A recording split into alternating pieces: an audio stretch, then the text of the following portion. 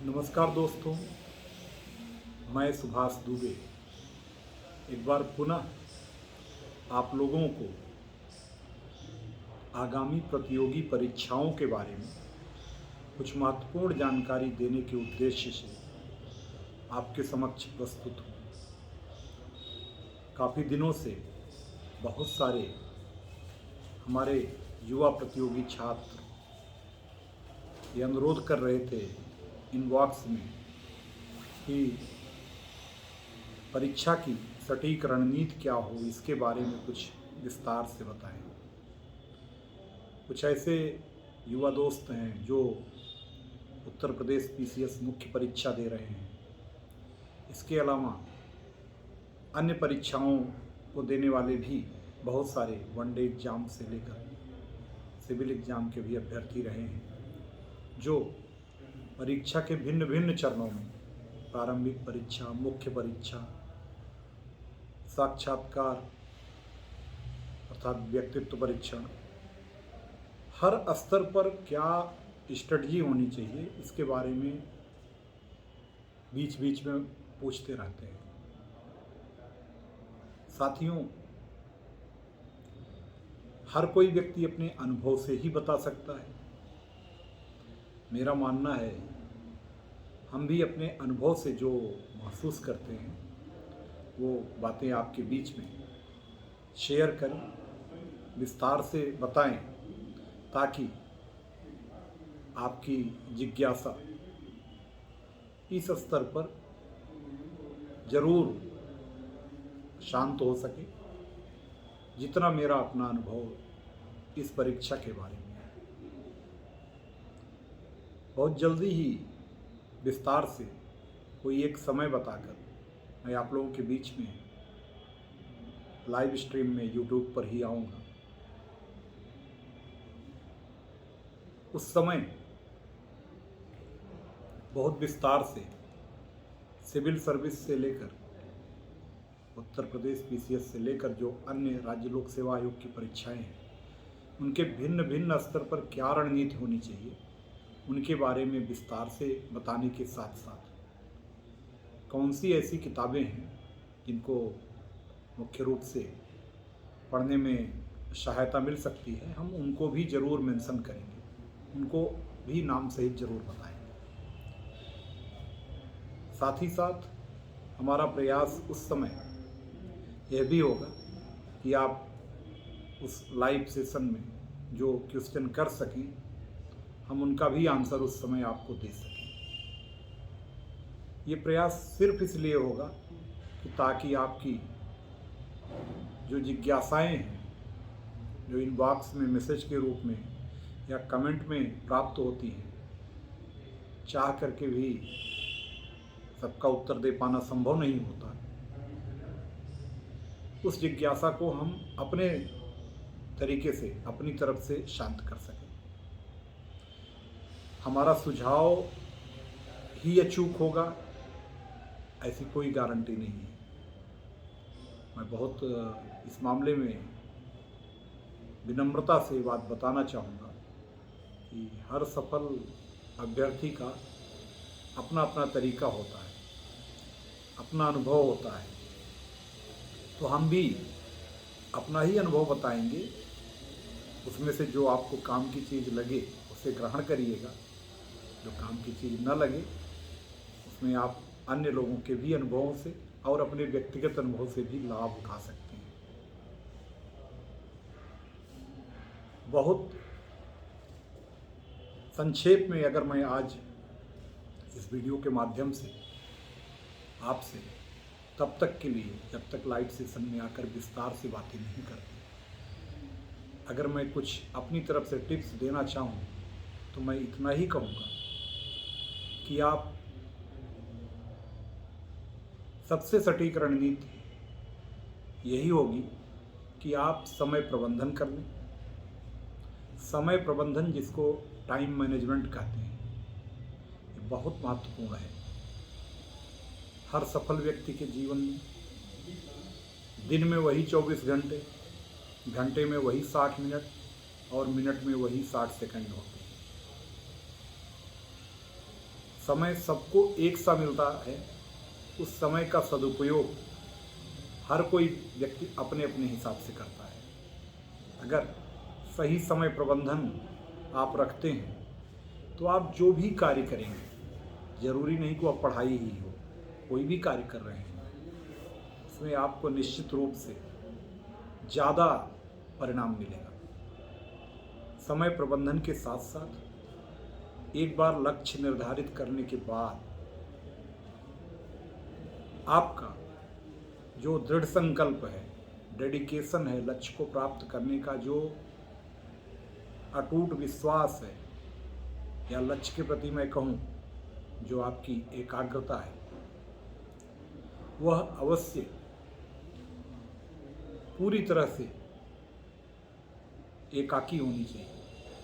यानी जब एक बार आपने उस पर फोकस कर दिया तो उसी पर आपको तब तक अड़े रहना चाहिए जब तक कि उसकी प्राप्ति न हो जाए।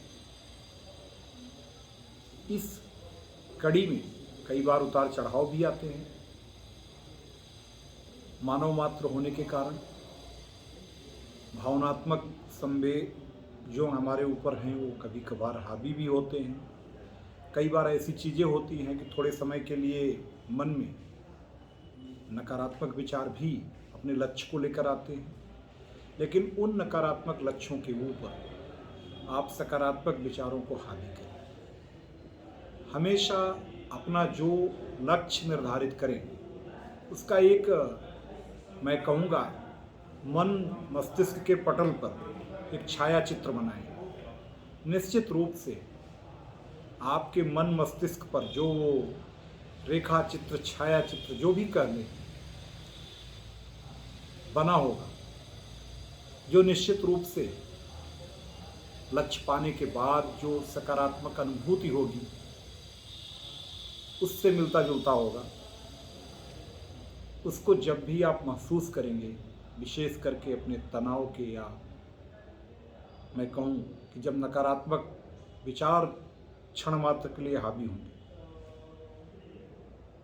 तो आपके लक्ष्य को महसूस करके और उसको प्राप्त करने के बाद आप कैसे अच्छा महसूस करेंगे, जब उस विचार को हावी कर लेंगे तो वो जो नकारात्मक या तनाव भरा समय थोड़े समय के लिए होगा वो दूर हो जाएगा। कुछ वैसे ही दूर हो जाएगा जैसे अगर हम इसको कंपेयर करें कि हमारे पास नकारात्मक विचार, यानी इसको हम कंपेयर कर लें कि ये पॉइजन है। सकारात्मक विचार हम इसको मान लें कि ये जल है, मीठा जल है जिसको हम पीते हैं।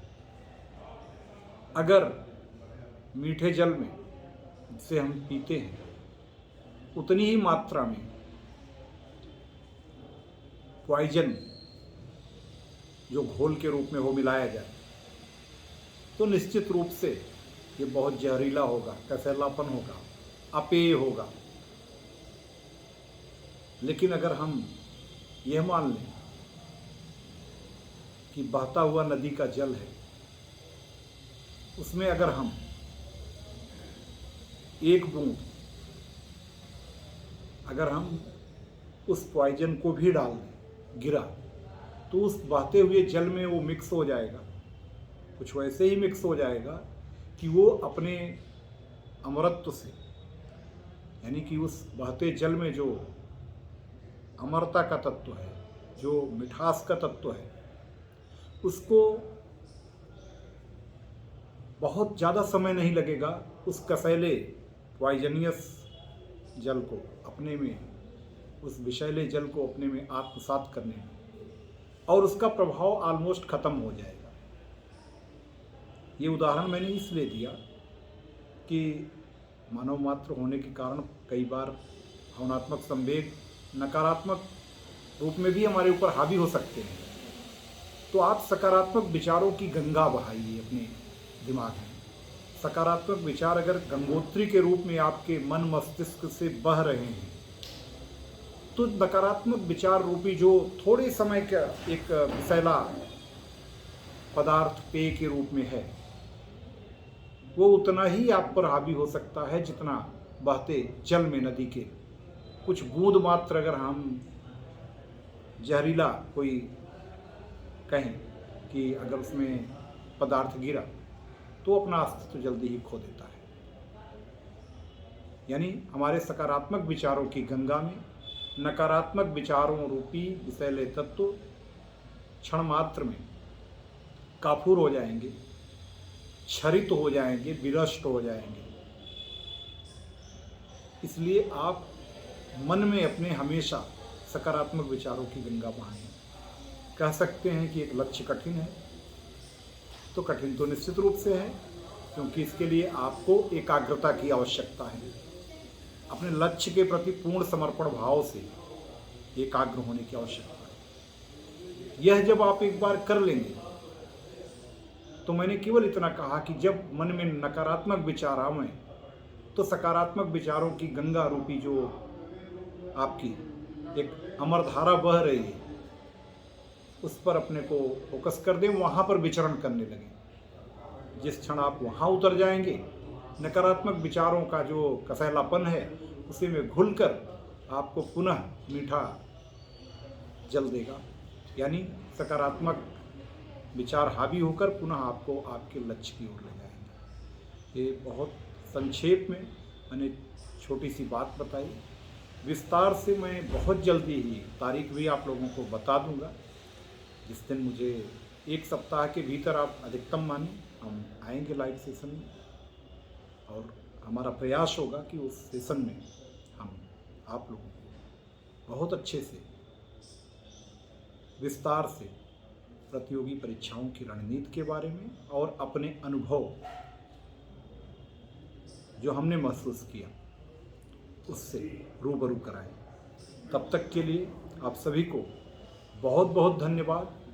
बस इतना ही कहूँगा, एक दो लाइन की बहुत जो मुझे प्रेरित करने वाली पंक्तियाँ हैं जिनको मैं हमेशा कहता हूँ और ज़रूर आपसे कहूँगा कि जब एक बार लक्ष्य निर्धारित कर लें तो पूरी तरह से लक्ष्य पर अपने को झोंक दें। फिर वहाँ पर कोई किंतु परंतु ना रहे। फिर आपको लगातार आगे ही बढ़ते जाना है। कुछ वैसे ही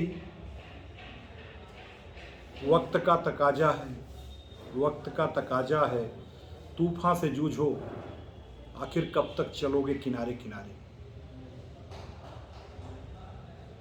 इस लाइन को अपना आदर्श बना लें। यानी कि आप अपने को पूरी तरह से मनसा वाचा कर्मणा लक्ष्य के प्रति समर्पित कर दें। निश्चित रूप से आपकी ही विजय अंतिम रूप से हो।